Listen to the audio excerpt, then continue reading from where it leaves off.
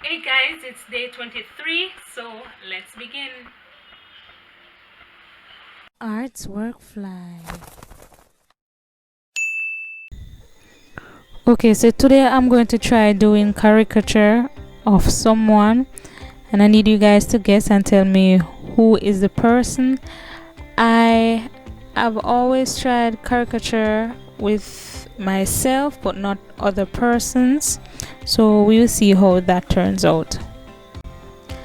After using the markers, the drawing did not look like the person because the markers took away some of the details needed. And the reason why I selected this person is because in real life this person is actually very curvy, so I thought that I did not have to do a lot of exaggeration, but this drawing needed much more curves. And to give you another hint, this person got locked up for being too sexy,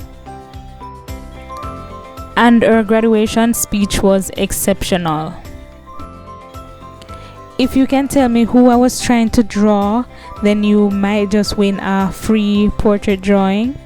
So comment down below and tell me who it is. Thank you guys very much for watching.